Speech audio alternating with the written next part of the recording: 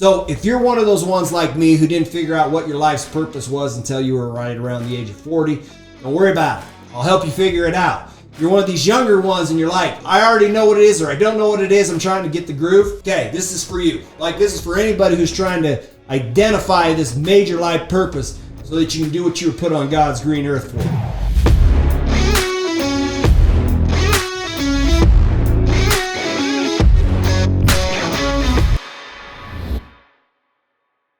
All right, today we're going to do another Rags the Richest Secrets. Today what we're going to cover today is how to discover your life's purpose. Like, how many times do you ask yourself, what is my purpose? Like, why am I here? What is the big thing that I should do? Like, I remember struggling with that for a long time. In fact, don't feel bad because a lot of people don't actually figure out what their life's purpose is until they're probably in their 40s. Like the lucky ones are the ones that can discover it in their youth. And as they discover it in their 20s and their younger ages, it gives them more time to grind away to start figuring out how to scale up or do whatever amazing thing that they want to do. So if you're one of those ones like me who didn't figure out what your life's purpose was until you were right around the age of 40, don't worry about it. I'll help you figure it out. If you're one of these younger ones and you're like, I already know what it is, or I don't know what it is, I'm trying to get the groove. Okay, this is for you. Like, this is for anybody who's trying to identify this major life purpose so that you can do what you were put on God's green earth for. Okay? So there's really three things that you can start playing with that will help you identify this purpose or why you're put here. Okay, so the very first one is you just start experimenting. Start trying stuff. Just try to do a whole bunch of different things. Because until you have some experience and you've tried some things to see what you would like or you wouldn't like, you're going to have a very hard time knowing it. Like for example, I used to work at corporate America. I used to work at Raytheon Missile Systems. Dude, missiles are legit. That is a cool industry. Aerospace is a lot of fun. But guess what? I liked being there because I liked the idea of what I was associated with. Like, if you were to ask me, did I go home and start saying, oh man, I love missiles. Let me tell you about this and this and this and this and this, right? I didn't do that. I actually didn't do that. I was happy leaving work at work because I didn't want to sit there and talk about it all the time. That goes into secret number 2 is notice what you talk about. Identify, am I talking about this? Am I passionate about it? And as soon as you see that, then you can say, okay, now I know what I talk about, therefore I could be interested in this, which would lead you to this step number 3, which is dive in deep into it and see if whatever it is piques your interest. So let me give you some examples, okay? So when I was at Raytheon, I enjoyed it, right? But I didn't sit there and talk about it. I wasn't enthusiastic about it. I was enthusiastic about what we were doing because it was cool, but it wasn't something that I wanted to talk about. So you might be one of these people that just love talking about doing fitness stuff, right? Like, maybe you like going to the gym. Maybe you like talking about that. But you got to ask yourself, what is it about that you like? I'll tell you one of the big secrets. This is where a lot of people step into their power and then figure out their momentum, okay? So let me introduce you to, there's a lady named Martine Rothblatt, okay? This lady, she, like, when she would go driving, doing business travel or whatever, she would get very tired of losing connection to the broadcast that she's listening to. And because she would lose it, she's like, oh, that was a great song. Or, this happened, but I couldn't finish listening to it. She goes, you know what? Drives me nuts. I like listening to that stuff. So what did she do? She went and launched XM Radio, Sirius XM Radio.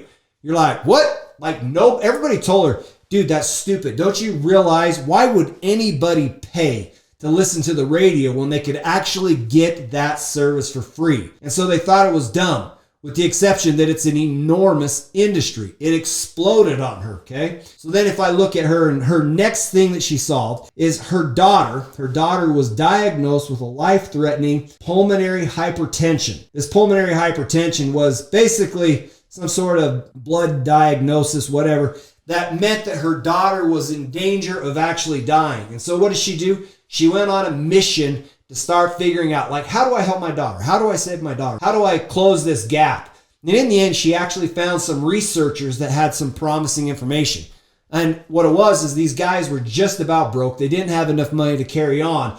And they had this sample of this stuff that was actually still in some sort of white powder in a bag in a freezer that they were trying to preserve. And so she's tried to see if they could get it, she could get access to it. And they're like, no, no, no, no, no. In the end, she finally was able to obtain access to it. And she literally started searching and trying to figure out how to finish closing the gaps on the research that these guys had done. And then she actually came up with a solution, and she ended up forming this company. Her compensation was $37 million in 2018. She ended up creating a huge company that actually closed a lot of gaps and helped people out. So frequently, you're going to discover that your solution or your life's purposes very often comes out of the very problem you're trying to solve. So like my friend Russell Brunson, like if you ever heard of ClickFunnels, I don't know if you've heard of it, but if you haven't heard of it, you'll probably hear of it eventually, or you should go check it out anyways, okay?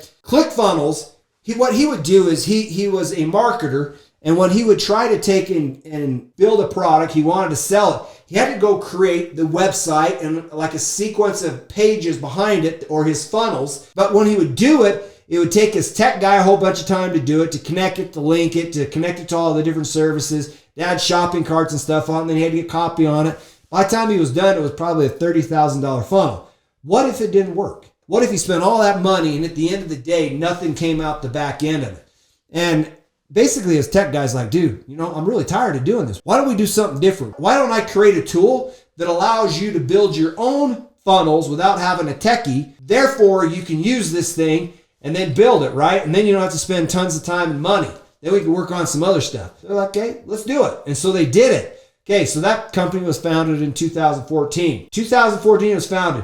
They're generating over $100 million of sales annually as of right now. That's how fast it went. It was the fastest growing SaaS company in the United States. He's on the Forbes fastest 100 growing companies list. Absolutely astronomical what his growth rate is. 100,000 plus customers. So you will discover very often that the solution or your life's purposes stems from your particular problem. I had a friend, his name was Stan Pope. When I was in my younger years, like probably 23, I ran into him and I was talking to him. Probably the first millionaire that I was conscious that I had actually met. And when I was talking to him, I'm like, so how did you do it? Like, what was your secret? And he's like, man, he goes, it seems like every one of my businesses was born out of necessity to be able to fix another business. And I'm like, tell me what you mean. And he used to work for a place called, Geneva Steel. He didn't work for him, but he was a contractor for him. But in order for him to do his job, there was another company before him that had these massive vacuums on trucks that had to go suck up all the stuff out of like these rail cars. But they didn't do a good job. So as a result, his business was hampered by this other business's like inability to get stuff done. And he told me, he goes, one day, he goes, I got so frustrated. He goes, I walked around, looked on the back of their truck, saw what the name of it was. He says, I called up the company that manufactured it. I ordered 3 of them. I put them out of business. He's like, because they did a terrible job fulfilling on their customers. He goes, and that's how my career really was. I launched this thing out of necessity to fix my particular problem. So you say, hey, Mike, like on yours, like, did you follow that same pattern? Yeah, actually, I did. That is exactly the pattern I found. Here, I'll show you what I mean. So I would take and I would generate sales. I would help customers and I would largely work off of just referrals. What would happen is I would generate these sales to be able to help customers get solar. Then my film partner couldn't fulfill. It would drive me nuts. And then it would create a bad experience for my customer. In the end, I'm like, God, that's not working, right? It's driving me nuts. But then I would go out and I would recruit guys to come work with me. But then it was difficult because they would then go around me directly to the installer. And I was like, dang, I just spent a whole bunch of time doing that. And I'm like, you know what? Every one of these solar companies I've worked with, they're like a mom and pop shop. They never said, could we hit 500 million? They never asked that question. Because they did it, they never designed a business that could handle volume or scale. And as a result, they choked out. And I got so tired. I got so tired of them choking out that I'm like, okay, we're good. I'm done. Like, I can't scale me because you can't scale you. And so I said, look, I'm going to solve my own problems. I'm going to take and do a business that is designed from the beginning to scale to 500 million. It's designed to scale, okay? So that's step number 1. Okay, number 2, since I know everybody wants to own their own business, rather than just me saying, let me take all the wealth for me, saying, snap, let me franchise it out. I already know that that's what you want to do. I'm not trying to stop you. I'm actually trying to aid you to obtain what you really want. But here's the other thing that happens is every single guy that comes to me, he's like, hey, Mike, what if we recruit some guys? What can I get passive income? Can I generate cash flow from them? Everybody wants that. And I said, all right, on Alpha Wealth Secrets, this is what I'm going to do. I'm going to have a done for you service where we will set up an Amazon store. I'll do an Amazon, a Walmart, a Facebook. I'll do an eBay. I'll set them all up. That way, when you put you buy your store, we will work with you. Actually, it's done for you. We will take and manage your store, and we will make sure that this sucker is cranking products and generating passive income. Now you might be saying, Mike, why, everybody else is doing only just Amazon stores, why would you bolt on the other ones? Here's the deal. The more handshakes you make, the more money you make. That's it. How many people can you meet? And then meet more, you'll make more. So why would I hamper my growth by not putting products on multiple platforms? Now, admittedly, it's very difficult. We had to go create a proprietary software that will allow us to do that. We have a software we pay $120,000 a year to be able to help us manage that. And that isn't good enough. We had to go and create proprietary software on top of it so we could plug into all these stores. But here's my point. We did that. My business model was born out of necessity to create passive income for these guys that already want it, for these guys and gals. And so that's where my life purpose came from, is it stemmed from that. So now just pause. What is it? What is it that's vexing you? What thing is it that you're pushing up against that's broken? Russell Brunson, you saw, was pushing up against funnels. It was hard for him to build a website. So what did he do? Create a platform, allowed other people to plug into it. Russell Brunson is creating more millionaires than probably any other entrepreneur on the planet right now, okay? He is helping people, or he's aiding people to be successful. I said, well, why don't I create a platform and allow other people to plug into it too? Like, it's solving my problem. My friend Stan Pope, he was solving his own problem by taking on his subcontractors or suppliers downstream. So what supplier or what person or what thing is broken in your universe? Then play with it. See if you actually become interested in it. So then you just do the litmus test. You experimented with it. That's number one. Or you talked about it. And what I mean in talking about it, what you're seeing is you're seeing a blending between like work and play. And the two things come together because you actually enjoy it, so that you struggle knowing the difference between work and play. And if you struggle seeing the difference, you're in the zone. You probably are discovering your life's purpose. The two things blend together. So are you talking about it? Does it seem like you're enjoying it? And then as you dive in deeper and you start digging in and peeling back that onion, like, did you discover that that is what you really, really like to do? Like, that's what you're playing with. But like, sometimes you can't always, like, my opportunity here in the solar space, it's probably a level 8 opportunity. It's an opportunity that I can scale up to 500 million, okay? My Amazon stores is probably in the same ballpark, okay? There are opportunities that I can reach, that I can obtain, that I can make a huge difference. Now, sometimes you're gonna have to start with level 1 opportunities, level 2 opportunities, level 3. I'll give you a life hack. Here's probably one of the biggest secrets. I get guys that come up to me and talk to me. They're trying to figure out, Mike, how do I get ahead? What's the secret? What's this or what's that? Here it is. This is what it is, okay? If somebody would have told me this, it would have changed my life forever. But I didn't know about it until later in life. And as a result, it set me back years on my road to achievement, okay? Here's the secret, okay? If you want to figure out how to make a dent in the universe, you want to figure out how to get some momentum and move ahead, this is what you do. Find an influencer. Go find somebody that can shake and bake and make crap happen. And if you find that person, you will discover your life will change. Because Tony Robbins says, he's big into books. And he says, because what it took somebody decades to accomplish, he can literally compress that information and knowledge down into days so that you could gain the big gold nuggets. I've got another friend, okay? This is what happened to him. He's a young kid. He's 22 years old. He goes and he works for an influencer, okay?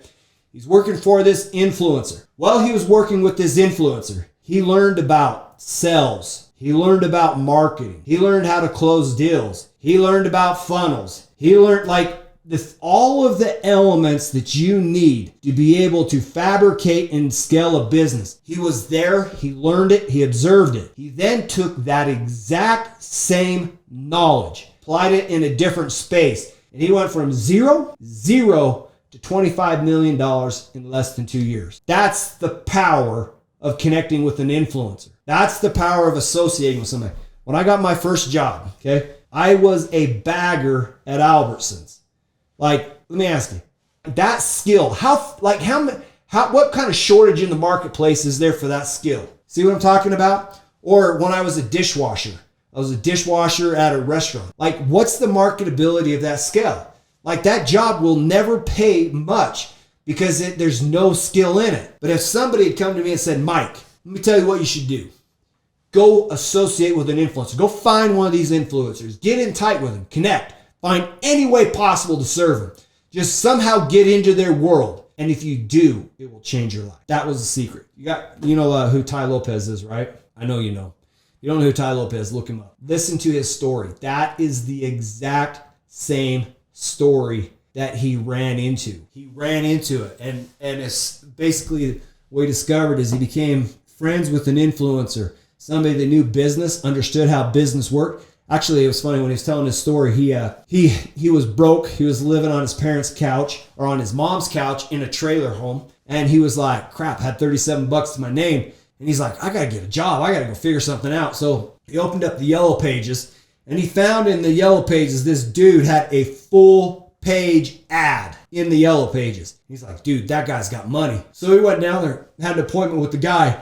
And he said to the guy, he goes, look, he says, I can see you got a full page ad. You have to be making money. He goes, I'll do whatever it takes to come work for you. What is it that I need to do? And the guy goes, you know what? He goes, I've been waiting for years for somebody to say that to me. He said, you know what? You are the first and only guy that came to me, and instead of trying to figure out how to hustle me for this or that, came to me and said, like, I recognize your greatness. I can see you prospered. Can you teach me how? I will work for you. Like, I'll work for you for free. I will do whatever it takes to work for you. That changed the guy's life, just like that. So you look at him, he owns Radio Shack, he owns Pier 1, he owns a whole bunch of businesses now, and that's where it all started. Get into proximity to influencers, it'll change your life. Proximity's power. Tony Robbins says it over and over and over again. Proximity's power. You want to make a difference in the world, you want to find your life purpose, you want to do something great, get in proximity to an influencer. It doesn't mean you have to do exactly what that influencer does. Tony Robbins, just so you know, have you ever heard of a guy named Jim Rohn? Tony Robbins got in proximity to Jim Rohn. Like, Jim Rohn was the Tony Robbins of his day. And Tony Robbins got in tight with him, proximity to power, changed his life. Like, that's what I'm talking about. He started working for Jim Rohn when he was 17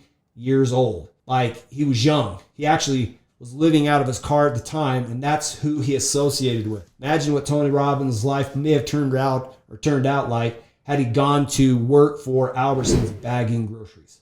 See what I'm talking about? Okay, there is how you discover your life's purpose, and I will talk to you later.